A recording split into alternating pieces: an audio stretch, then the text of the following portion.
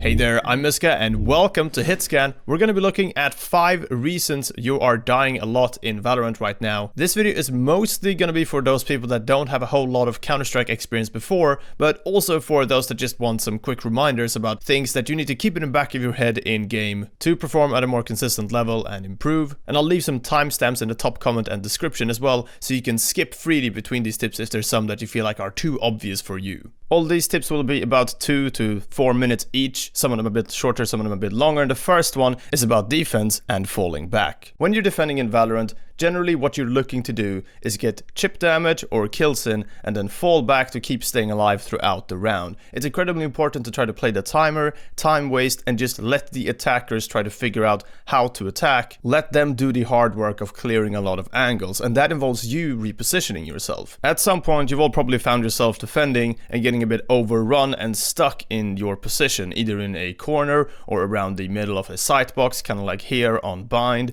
and this will happen when you don't have spots to fall back to. So generally, in the back of your head, try to create these routes that let you fall back in a pattern that you've already planned a little bit. Now, you're gonna have to improvise on the fly, of course, but if we take split B side, for example, this back corner right here just doesn't really give you a lot of options. So how do we deal with that? Well, we find these routes that you can see in the top left on the minimap that I've created here, and I've kind of just improvised this one on the B side here, but it's still a very simple way of showing how to fall back around this pillar, fall back onto the high ground if you got a bit of time for that. Maybe you got a teammate covering you that can cover the angle for a little bit. You can use abilities to allow yourself to rotate into these different positions and to reposition a little bit easier. And of course, if you have teammates around, it just makes everything easier for you. But that's a simple way to kind of fall back around the site. Here's a bit more of a clear-cut one on bind B site, where we've got Phoenix coming in. We start off by covering this spot from the roof, which is a little bit of an awkward angle to check for attackers.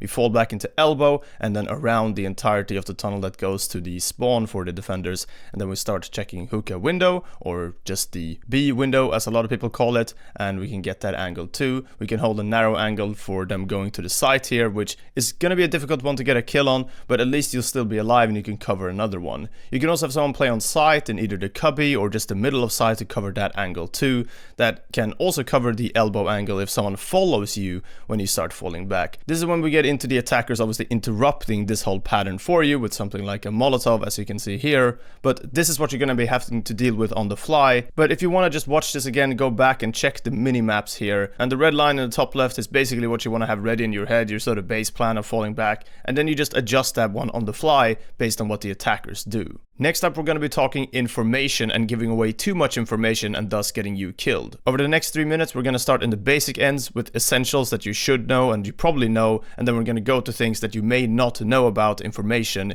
in Valorant. There's a lot of things you can hear in Valorant, and some of them differ quite a bit from other games. Let's just take a listen to some basic audio cues first. You should hear the Cypher place down 2 trapwires, and then him walking out the B window, jumping out from it, landing on the sand, and walking to B long.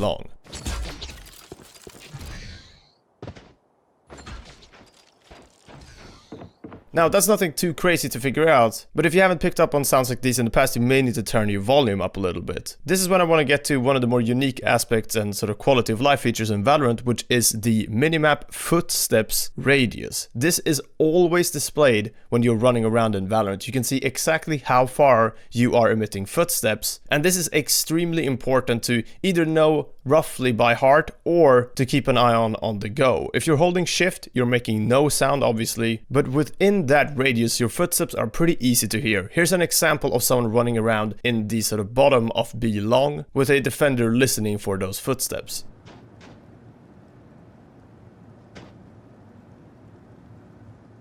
There's not much, but the footsteps kind of cut in and out. This is not because this person is stopping. As we get a little bit closer, you're gonna hear more consistency in the footsteps.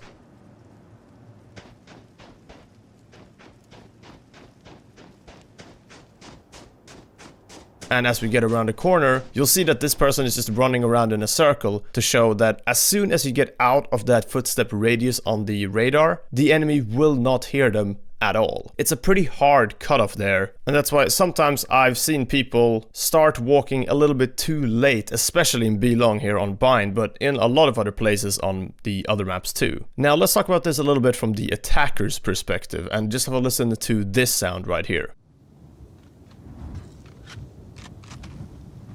So that's obviously a reload sound from the defender, and you could hear that from, well, you'll see, pretty far away actually. Now this is something that I feel like not as many people know about because it's not implied as much on the minimap with that radius, but it's basically the same radius as the footstep radius that you will be emitting a reload sound in as well. As you can see, the Cypher was pretty far away, but he was standing in that spot the entire time, and I could hear his reload no problem. So if I know where roughly he was previously and where he could have fallen back to, I could have figured out where he was there. And even then, I could have figured out that he was still close enough for me to hear that reload sound and had not fallen back even further. There's also some abilities in this game that give off a sound cue that you may not have really picked up on because you haven't heard it loads. But if you play a character like Brimstone, for example, it's important to know that the wrist computer on your arm that you deployed the smokes with will also be heard by enemies.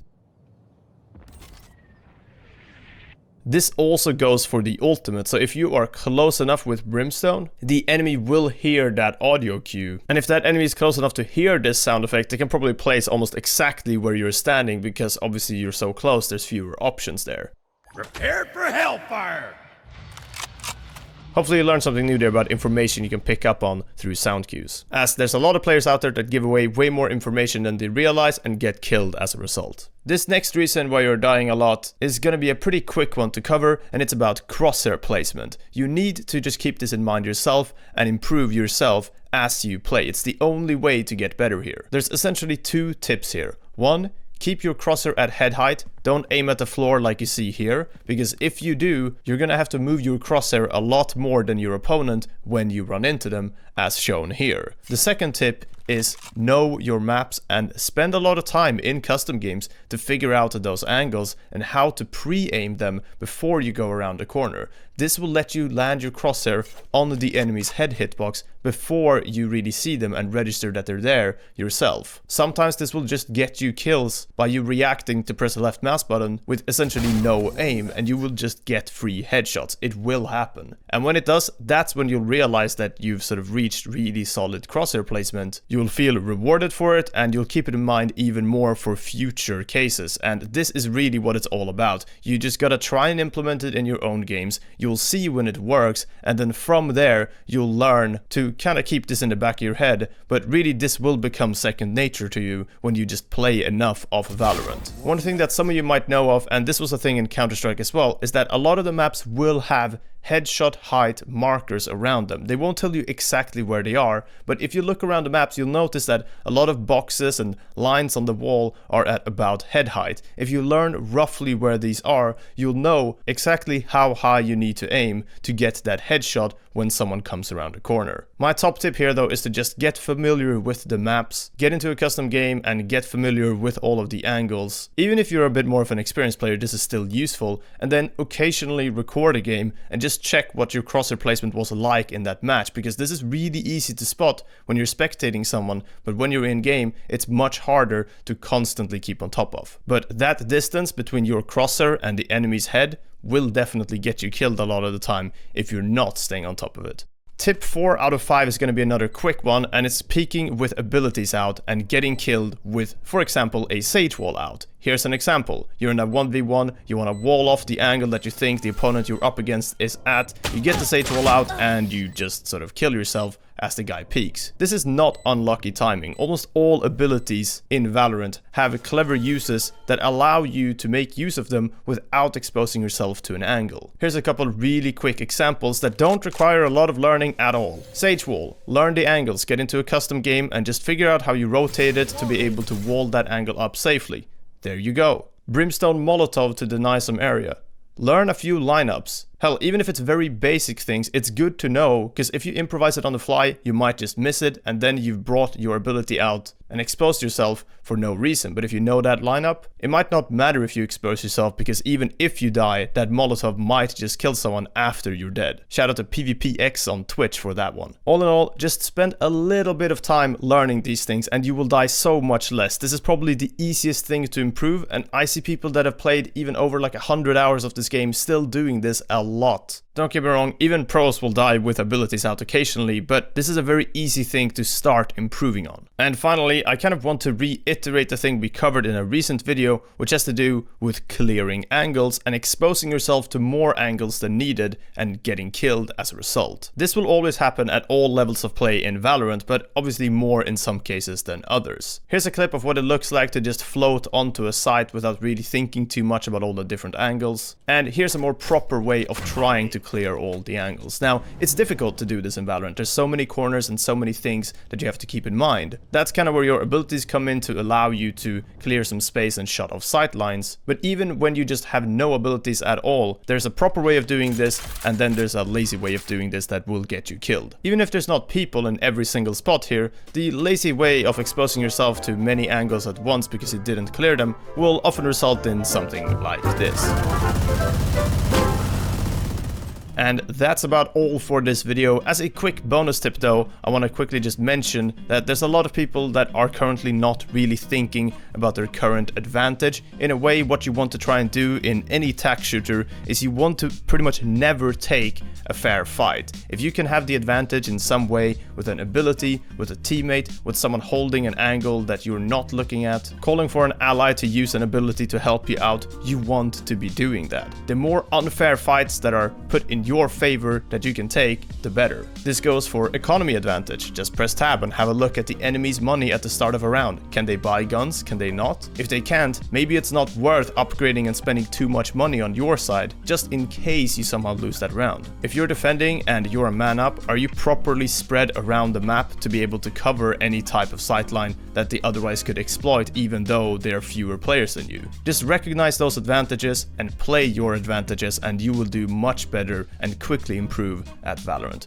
Thank you very much for watching. That's all for this video. I know there were a lot of basic and beginner and just essential things here, but hopefully this can be one of those videos that you can send to your friends that have never played any Counter-Strike or any tac shooter before maybe and are getting into Valorant now, as this will cover most of the basics, and even some of you that might have played for a while can have picked up on a couple new things here, hopefully. That's all. Thank you very much for watching. I've been Miska. You can find me on twitch.tv/Miska playing Valorant occasionally. Maybe I'm live right now, who knows? And subscribe for more Valorant tutorials, guides, news videos, and all sorts of other stuff on this channel. Thanks again, and I'll see you guys next time. Goodbye.